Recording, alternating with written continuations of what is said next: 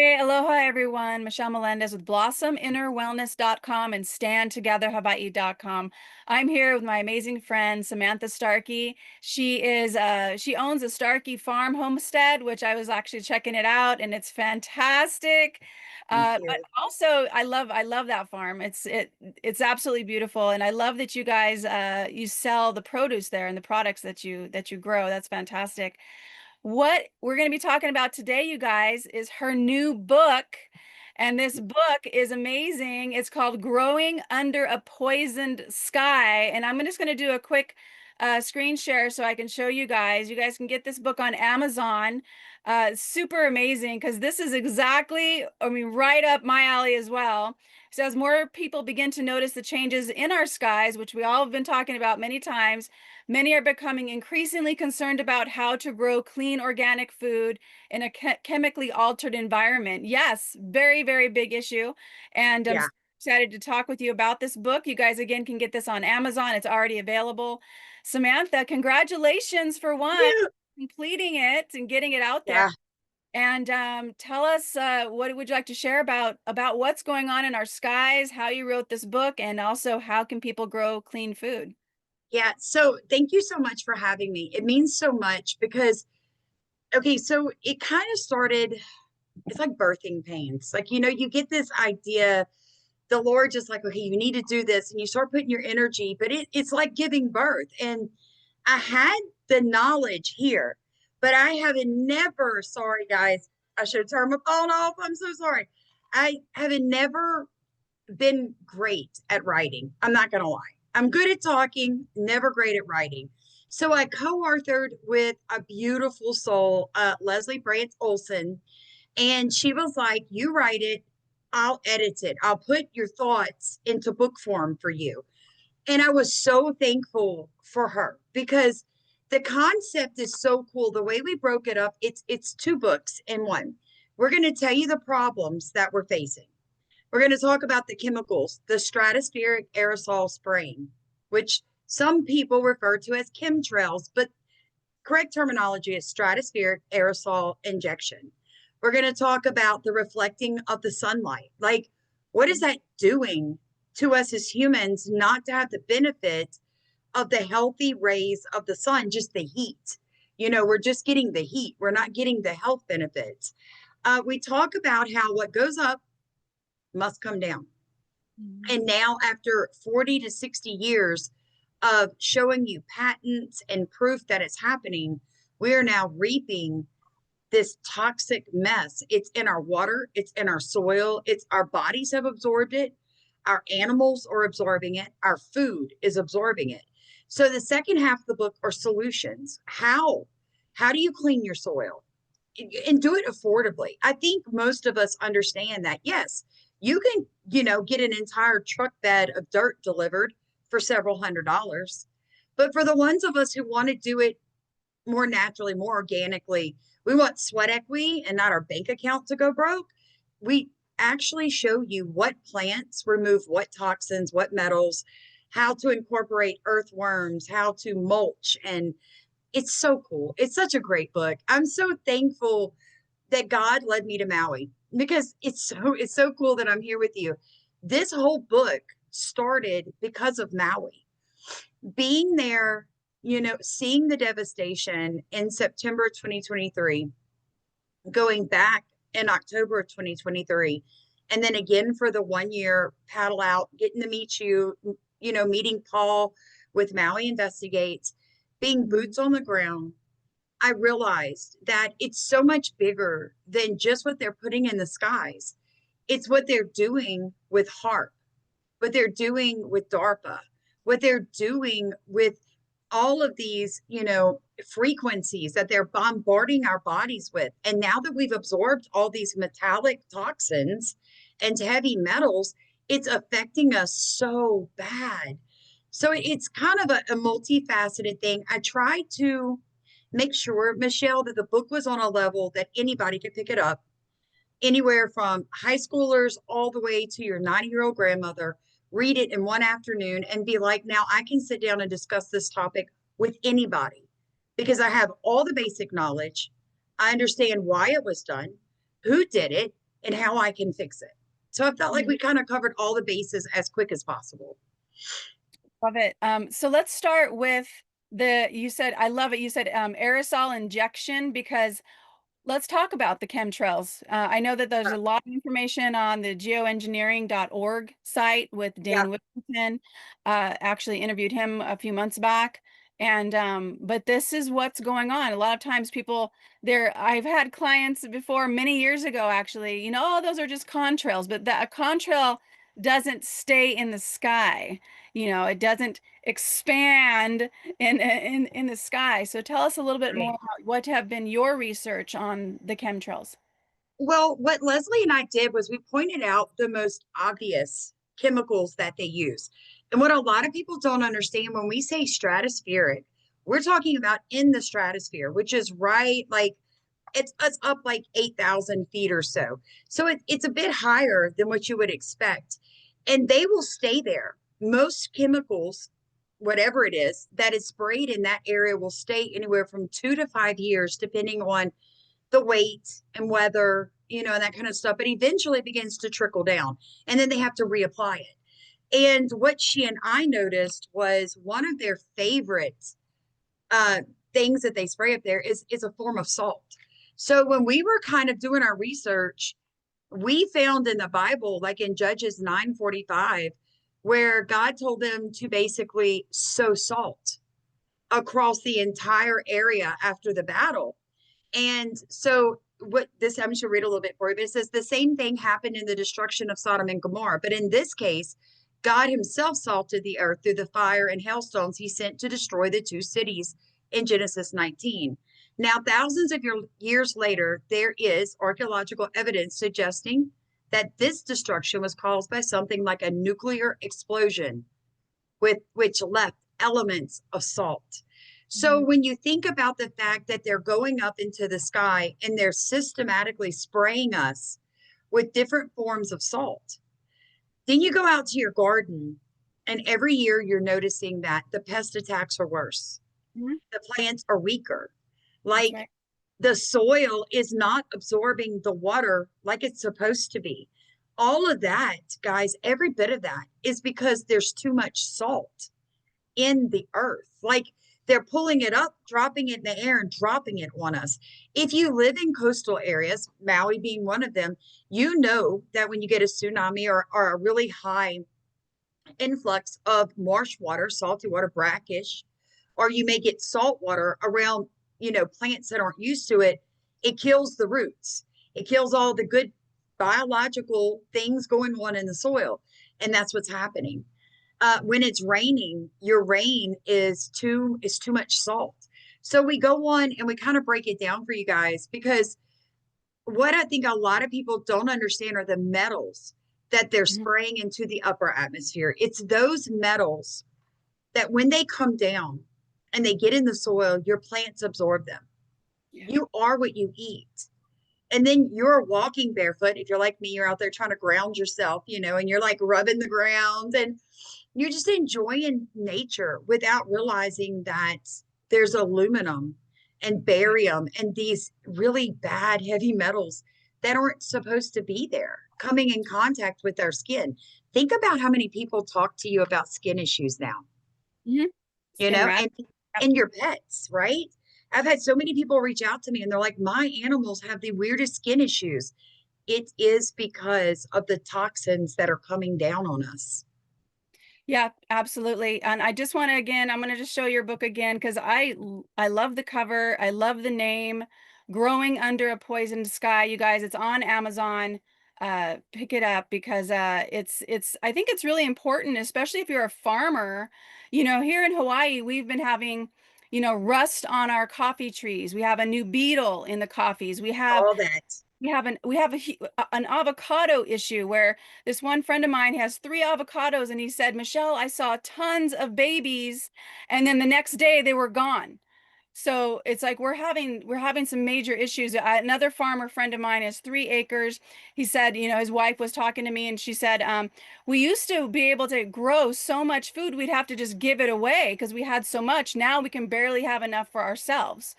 So what are some of the solutions that are in this book that can help clean up the soil? Because you're right. Once these chemtrails come down with these heavy metals, aluminum, strontium, borium, all of these, they do get in the soil, they do get in the plants, then they get into us, and they compromise the integrity of the plant. And that's a huge, huge thing. And there are natural things that people can actually use to clean up the soil.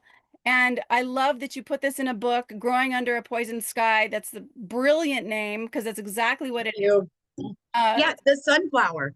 That is literally why we chose the sunflower, because I started noticing about 2 years ago, sunflowers were no longer tracking the sun. So if you've ever grown a sunflower, we call them that because in the morning they raise those big, beautiful heads and they track the sun until the sun goes down and then they droop. No more. Your sunflower will be pointing. You can plant 100 varieties. They will all be facing different directions. Now, confused. why? That is completely against the entire genetic makeup of a sunflower. They track the sun from rising to setting all day. They just gently turn to the sun. That's not happening anymore. So Wow. that leads me to believe that the sun that they need, what they're looking for, is no longer able to come through this chemical cloud that has been created in the stratosphere. I actually think of it kind of like a metallic ball around the earth that they've created. They have trapped the goodness of the sun out, but trapped the heat in. So Mhm. then when you start to think of it like that, it's almost mind blowing. But there are plants. So through the research for this book, we realized that hibiscus is a powerhouse, guys. When you're talking like bioremediation, hibiscus pulls so many toxins from the soil, and then you can still enjoy the hibiscus plant for tea without becoming sick. Like it is in itself an amazing plant, but it's not just hibiscus, it's sunflowers. Then when you get to cover crops like your clovers, those things are that will they clean your soil, but they put the right nutrients back in your soil. So it's just kind of knowing what's going on where you are. Now, the cool thing about Hawaii, not cool, but something I put in the book is I reference all the sugarcane plantations that, came in the late 1800s and 1900s to Maui. And there are places in Hawaii that even now, before they allow people to build, they have to test the soil Mhm. because they are looking for arsenic. That's right. Because even though they haven't been there in 40 years, the arsenic is so built up in the soil, it's toxic to even breathe that soil. Yeah, absolutely. Heartbreaking. Yeah. Yeah, there's actually a place in Hilo where the river comes down and the sediment in the ground in the river is actually you don't nobody swims there because of the arsenic that's in the so in the under the river soil or whatever it's called. So yeah. So hibiscus, that's amazing. And there what's really amazing about this world is that there's things to clean up the toxins. Like she can actually, it's like our bodies. It's like if we get the right stuff, and that's why I always do detoxes all the time, because if we clean out and then put the right stuff in, the body is a miracle. It's amazing. It can heal itself. And our bodies are part of the earth. So Yes. I love that you're sharing this. I have a question about the sun because I remember growing up and the sun was yellow and now Yes. it's white. Yep. Is it white because of this metallic cloud? A friend of mine was talking about the solar system and that things are changing and the sun is changing, definitely bringing in different things like earthquakes and different stuff. But what is your research on the sun? Honestly, and from what I've seen so far, that can be scientifically proven. They have already put so many tons, excuse me, for the past 80 years in the stratosphere. Like I said, most of that has probably come down. What I'm concerned is what they've done above that you and I may not be privy to, because we know a lot of things that deal with like DARPA are still underneath the military's umbrella of this is classified information. So, how many times have they sent things up into the air and dispersed it higher than the stratosphere that you and I are unaware of? Mhm. Because when you look at the sun, I think if we could get above the levels of toxins and chemicals that are floating, that hazy look to the sky, I think if we could get above that, we might would see the sun we remember. But and it's funny you said that. When I taught kindergarten and first grade, children drew the sun a big yellow ball. Sometimes a little orangey or a little red in there, but it was always this yellowish orange ball. And I remember my godchild was here last year. I'm sorry. Like this sun back here, yellow. Yes, yes. I And just have then to thing really quick because I was paddling last night, and this sunset, it was red. It was red like the red on the Japanese flag, and it was eerie. So, yeah, but it is. yeah, so this And is actually a picture from my sis from where my sister used to live. So, yeah, and you know, even the Bible talks about that, how the sun and the moon and the stars are going to change when we get closer to end times. You know, it's weird because I'm seeing how the food is failing. So you did mention like we grow food, we used to sell it. We now basically give it to free because in the community I live in, we're a food desert. There's nowhere to get clean, healthy food. It's almost a 40-minute drive either direction, right? So we've gotten to where whatever we grow, we just get back to the community and other people sow into that. And it's this beautiful little system of give and everybody's taken care of.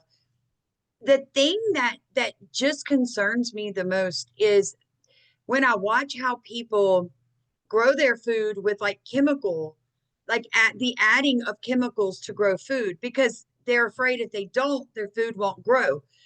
My thing is this: don't add any type of insecticides, pesticides, fungicides to your plants, folks. If your plants come out the ground and they die, it is a soil issue. It's not a mhm, plant issue. Now you can temporarily give fertilization to your plants, but 90% of commercial fertilizers are leftover chemicals from World War II. They're toxic, like so toxic. And that is not the kind of food. If you think my parents are 83, right? They look like they're in their 70s. Why is that? Because they ate food before the advent of modern agriculture. mhm. They And ate so, real food. yes, real food. And their bodies grew on that. And now that they're older, I look at them and I think my generation probably will not live that long because we've been so, toxified. And then I look at children with autism, and that's what I did before I do what I do now is I worked with special needs kids. And I'm telling you, Michelle, in 1993, autism was a whisper. Yeah, I It remember. was a whisper. They didn't even have a name for it. It's not been around that long, and yet it's something like 1 out of every 10 kids is now on the autism spectrum to some degree. Like, what is that? Where is that coming from? I believe it's coming from the toxins, all of them, the ones, all of them from all the different places. I can't really say it because they'll kick you off, but you know what I'm Different saying. places from the Yeah, different. that one and that up there. So it's all connected, but food can heal. Good food can heal your body. It'll heal your soul, you Absolutely. know? So, but So, I do appreciate you so much for letting us do this because we're so excited about getting this information out to people. well, it's so important. It's so important. I live on a farm, I live on a coffee farm, and I've seen, the different issues that farmers are having these days compared to what they used to have. My sister's been on the island, I live on the big island of Hawaii. She's been here for 30 years. I've been here almost every single year. Then I moved here January 2019, and I've seen such a huge difference in the farms and what they need to do to grow their food, to grow food and to keep it clean.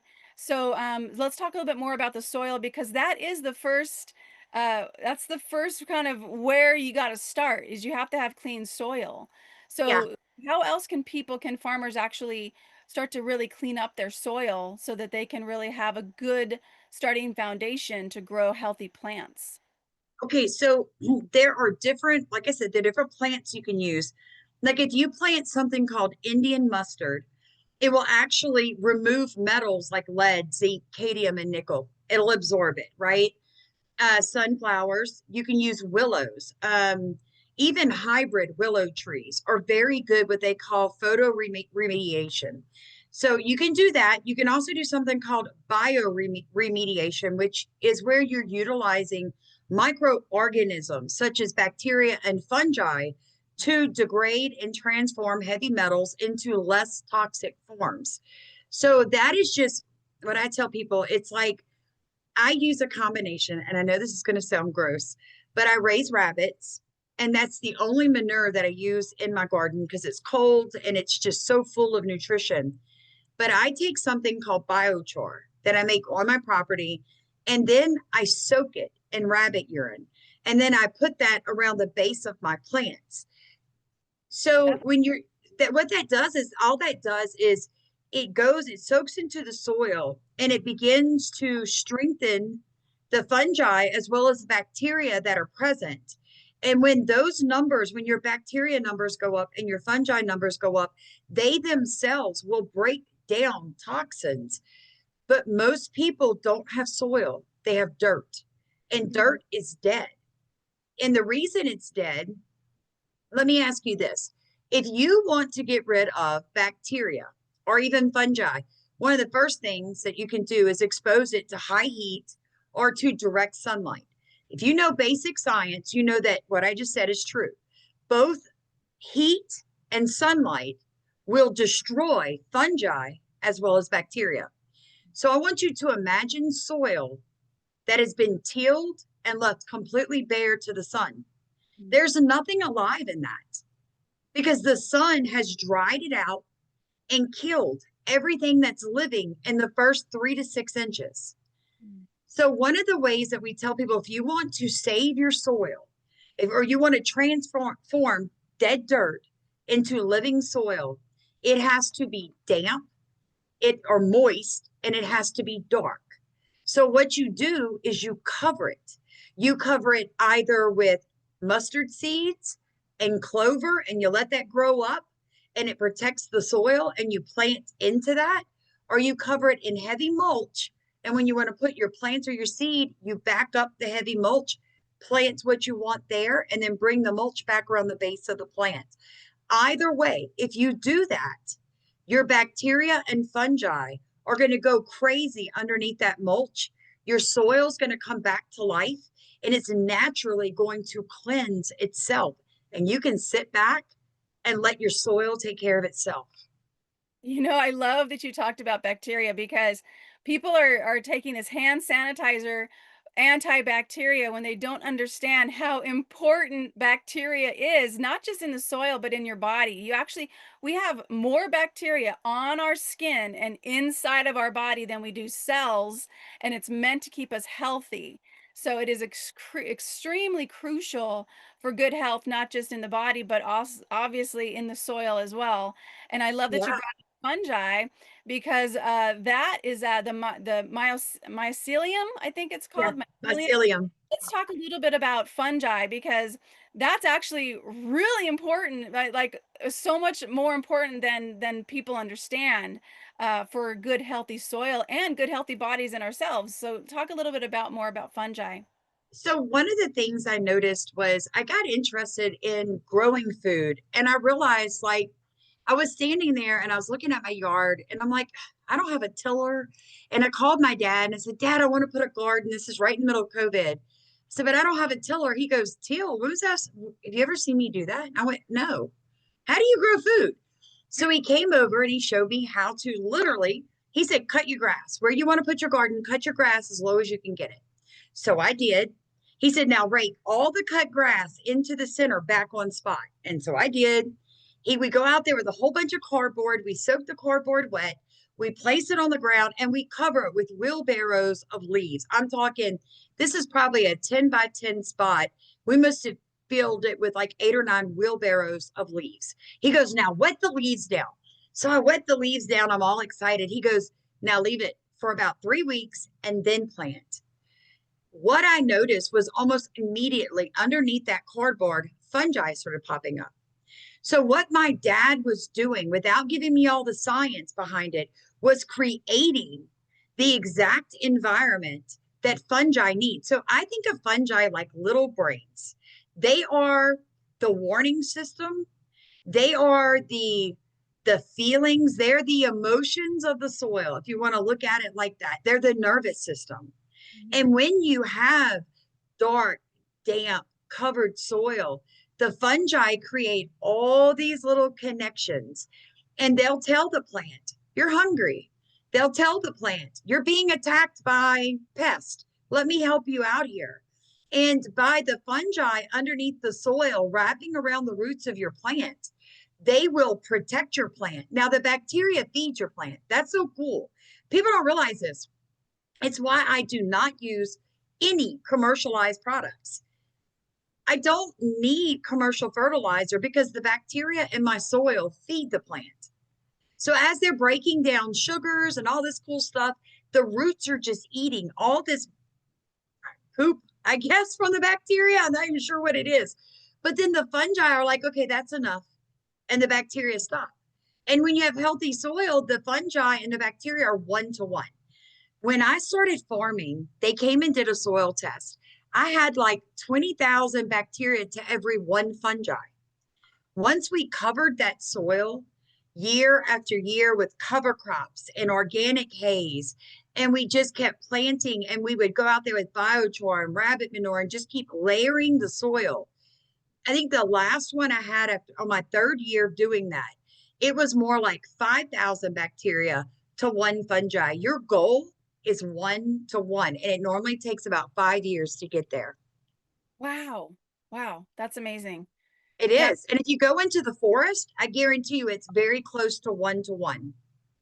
yep, because that's where they grow also just by themselves on their own. Like what I was at my last farm I was at, I did put the cardboard down and we had the mulch and then I noticed that the fungi was growing there and I thought, "Oh my gosh, that's it They love it. just knows what to do, which is amazing." So, again, these man-made products with the chemicals and stuff, when nature actually is the key, going back to what's natural and helping it out by doing the mulch and doing the cardboard and whatnot, things like that. That's amazing. And I just want to just remind people, and if again you guys are listening on the Voice of Kona radio or on Sovereign Radio, this book is on Amazon right now, Growing Under a Poisoned Sky. And we're talking with Samantha Woods Starky of the Starky Farm Homestead. And she's just a wealth of information here and super excited about your book. I know it's going to be very successful because so many people need this information right now. Where the farmers are really doing the best that they can to try and keep growing food in this chemical environment. And I love that you're giving them cheap solutions. You don't Yeah. have to go to the store and pick up man-made chemicals, fertilizers, and things like that. And I loved what you said about fertilizer as well, because that is true, and a lot of people don't understand that. Can you talk a little bit more about the fertilizers that people get in the stores? Yeah. So, okay, most people, when you think of fertilization, you think of the big three NPK. So nitrogen, potassium, calcium. That is what you think of, or phosphorus, sorry. That's what you think of. That's what you think your plant needs. But it's so much more than that. So when you use a chemical fertilizer, about 30% of that is actually uptaken by your plant. The other 70% is going to be washed off into the ditches and the roads. If you look right now, it's August, so it's extremely hot in South Louisiana. But if you will look at the algae bloom that goes from Texas all the way to Mississippi from the mouth of the where it pours out by New Orleans, that is all nitrogen overflow from the forms along the Mississippi all the way up through America. So it's actually extremely toxic to the water. The second thing people don't understand about your plant is your plant can only take up so much of any one chemical without killing the plant. So you go out there and you're like, oh, I need to fertilize my tomatoes. And you put this, 30, 30, 30, or 10, 10, triple 10, whatever, around your plant. And then you notice that your plant grows a little bit, then it starts looking weak. It's because it's called vitamin toxicity. The same thing happens in dogs when you feed them the exact same kind of dog food day in, day out. They have kidney failure, liver failure. Your vet's not going to tell you what it is. It's vitamin toxicity because you've been giving them vitamin A at 800 milligrams every day of their life when they only needed 10 milligrams. So it's this like it's too much. So when you're using something like rabbit manure, which is, I'm not going to joke, y'all, it has more nutrients than cow manure. Rabbit manure, goat manure. I free range my chickens right through the middle of my garden, and they go in, they turn everything up, they do their little feet, they poop on the spot, they eat all the bugs. I wait a few weeks, and then I lay some hay down and I replant. You can really hurt your soil with these commercial fertilizers. First, if you would just take the time to vet what I'm telling you. Where did commercial fertilization come from? Well, at the end of World War II, they had way too many chemicals left over, tons and tons, thousands of hundreds of tons. They didn't know what to do with it. And somebody said, hey, this has a lot of nitrogen in it. So let's just bag it. And that's anhydrous, right? So, and that's what they did. And then because they realized that these fertilizers were burning the soil, they began to genetically modify the seeds to withstand the fertilizers. It's the same thing with that GMO corn that people use that can withstand that herbicide that makes everybody so sick.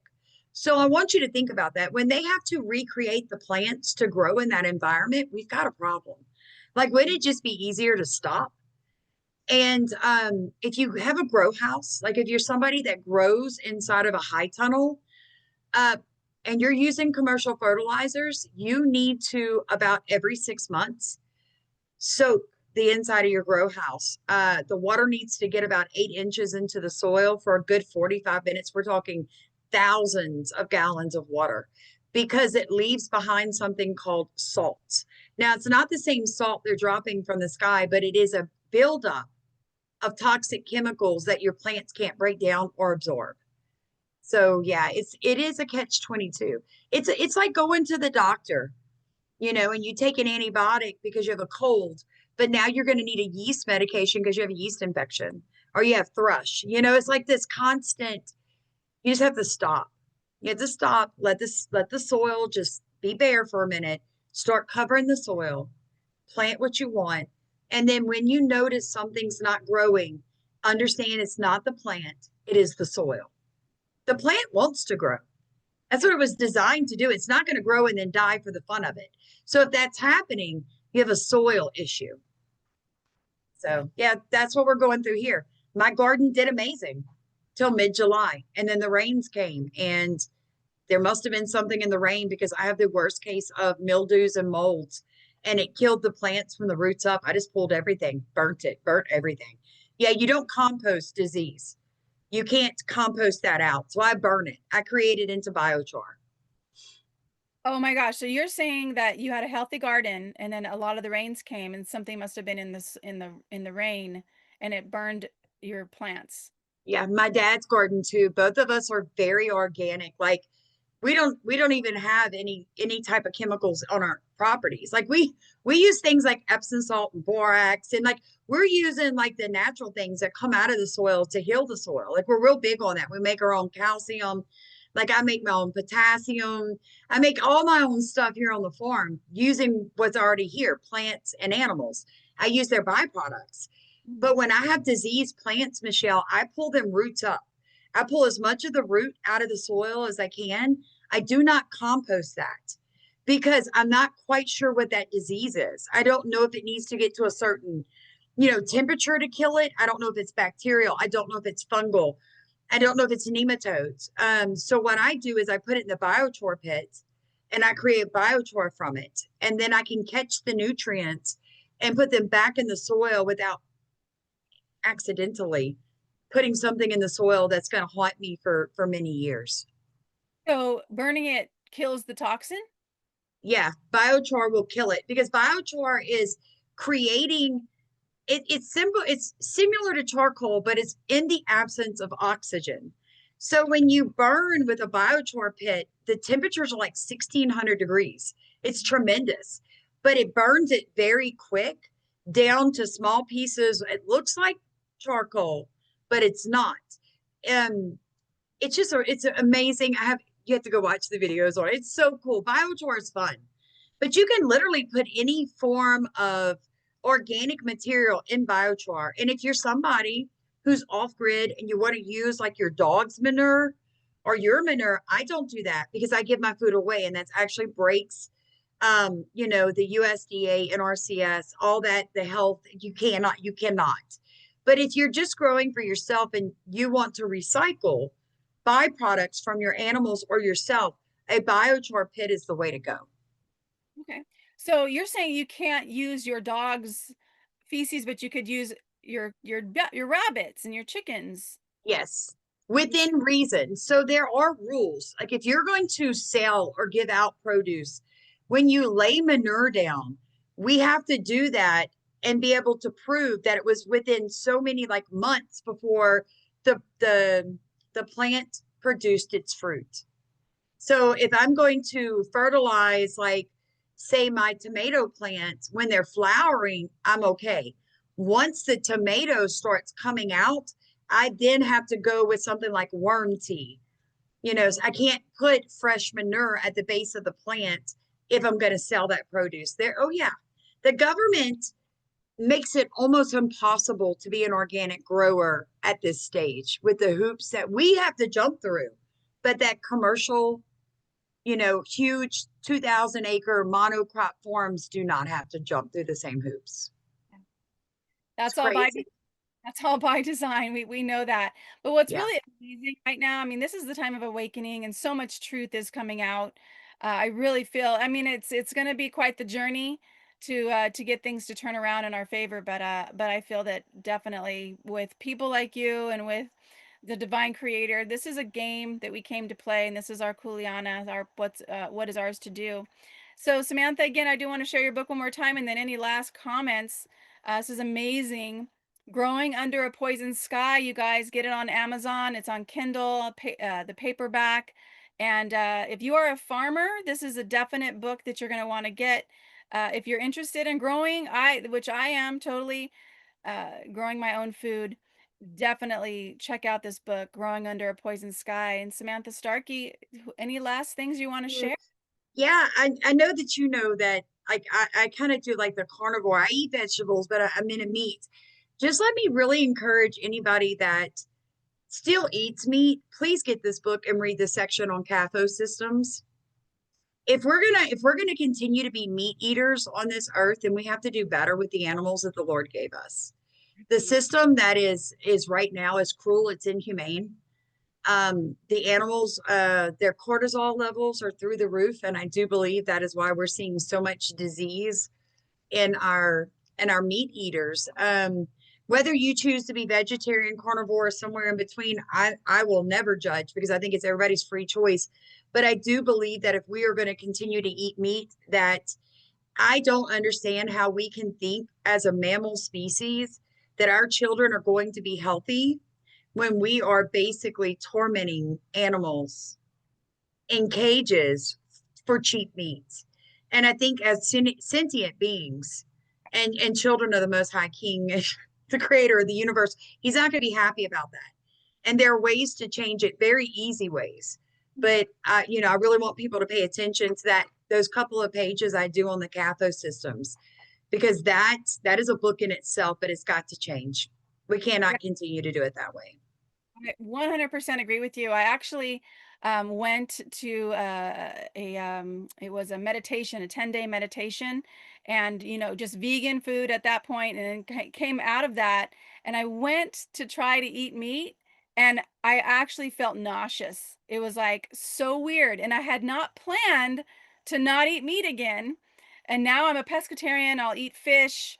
I will eat eggs once I know where the where they're coming from. Right. But I like chicken. I just can't do it, and I I never. cannot either. I didn't even decide. I was not like it wasn't a decision. It was like my body's like, no. So because you're in tuned. You're in tuned, Michelle. And it's like, I am not, folks, I come from the most redneck hunting family in the world. But I am telling you that if you can't go to a grocery store and buy a pound of beef and go home and the smell it makes when you're cooking it doesn't make you nauseous, I need you to see a doctor. I now have to purchase my beef that I intake from a local slaughterhouse where the cows are locally grown in fields, raised in fields, who are not under stress. Because if you try to give me Walmart meat, ask my husband, I can't cook it. I mhm, cannot. I can smell it. The cortisol, I can smell the high levels of fear, and I cannot ingest that. It literally physically makes me ill. So yep, I think a lot of people are turning away from meat, but you didn't know why. It's because the way the meat is being raised is I tell people frequencies have everything to do with it. And these animals' frequencies are off when they're slaughtered, and therefore the meat is tainted. Your body knows it, it's why it's revolting. So if you want to be able to continue to eat meat, you need to work with somebody that grows or raises that type of animal and be part of the upbringing. Like, be a responsible meat eater. Just like I will not eat vegetables that are not organic. You're not giving me GMO. My body can't stand it, you know? Like, I know the difference. As soon as I take a bite, I'm like, oh no, I can't eat like that anymore. So I just hope that helps some people. If you're having some food allergies you didn't know where they came from, it's either the toxins that they're giving the animals to keep them on their feet, or it's mhm. the cortisol levels in the animals before they butcher them, and your body's rejecting it. That's what it Yeah, is. absolutely. And what people don't understand is that when they're looking at labels and they look at things like natural flavors, that's just a label. That doesn't mean anything. It just is a label. And they actually can put pus can be a natural flavor. Mhm. So it's like they Oh, don't understand that natural flavor has just so many things under that definition. I Uh, know. yeah. And So free range, if you understood what they do at free range, that still means that they're caught up in a building. They're just not in a cage. They're still in a building, just not in a cage. Y'all, my chickens are running all over my yard right now. I cannot even imagine a chicken in a building. Like, what is that? So I can't eat eggs away from my house anymore. I don't care what they say they are. I just know when I can't do it. I can't. I can't do it. yeah, and and you're right about frequency too. You know, I teach, and that's why I do the visualizations that I do at the end of all my shows, because it's a frequency. When we actually get into a frequency of knowing that this world is a better place, of knowing that our food is clean, and we can feel the frequency in our body, that goes out into the field, because our emotional frequency is connected to this empty space frequency field, which is not empty. So Nope. I love that you're doing this. You wrote an amazing book. I can't wait to get my copy. And again, you guys, if you're listening on the radio, it's on Amazon, Growing Under a Poisoned Sky. Samantha Woods Starky, author, and Leslie Brandit Olson, author as well. Growing Under a Poisoned Sky. Kindle or paperback, right on Amazon. If you are a farmer, definitely need to get this book. Absolutely.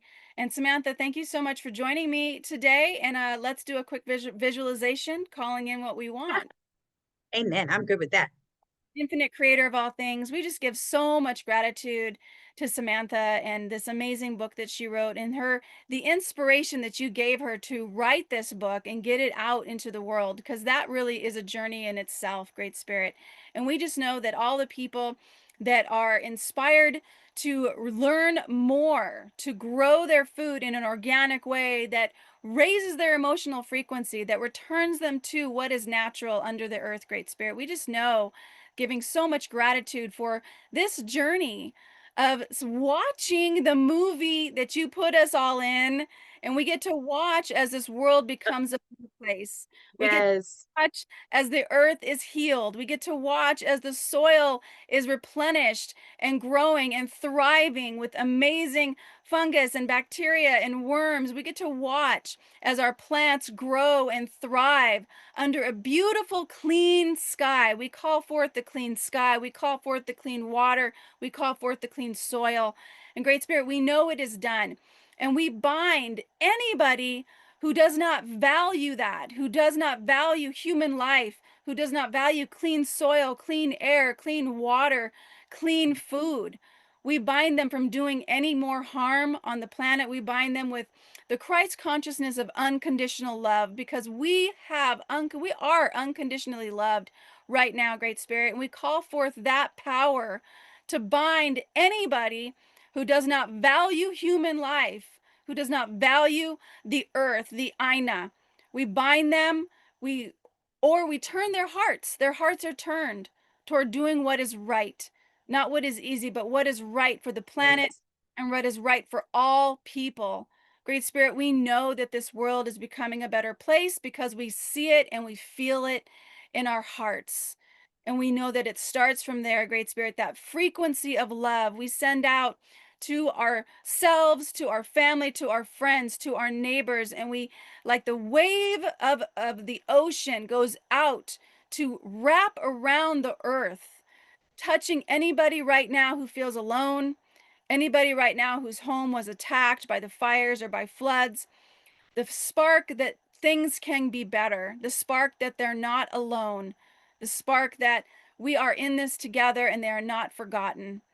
Great Spirit, we call forth the frequency that all sentient beings are treated with respect, are honored, are thriving in wherever that they're at, and that farmers who are harming animals right now, that Yes. their hearts be turned to, again, doing what is right, what is pono for the animal, for the sentient being that is there, Great Spirit, because that sentient being is part of you. And we give so much gratitude for all beings on the planet, knowing that we are free, we are all kept safe, and that this world is becoming a better place. We call it forth now, Great Spirit. We give so much gratitude to angels and guides that are always with us. We're never alone. We give so much gratitude to watching this world become a better place through us and through all people around the planet. We know it is done, Great Spirit. We know it is done, and so it is. Oh, I love that. Thank you. I Mahalo. needed that. Yes, it's quite the journey that we're on. We're never alone. I always have to remind myself that too. We're never alone. We're always kept safe.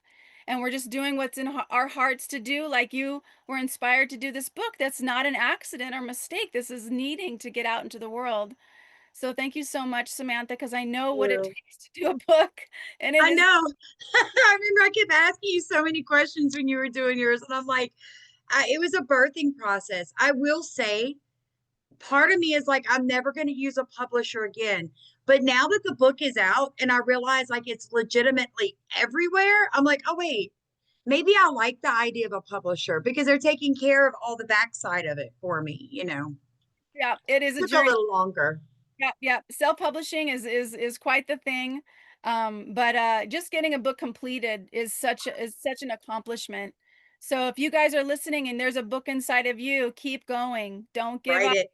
Don't give up. It's possible to happen, you guys. Okay, Sam, we'll talk to you soon. Much aloha. Thank you. Aloha, Michelle. Talk to you later. Thank you.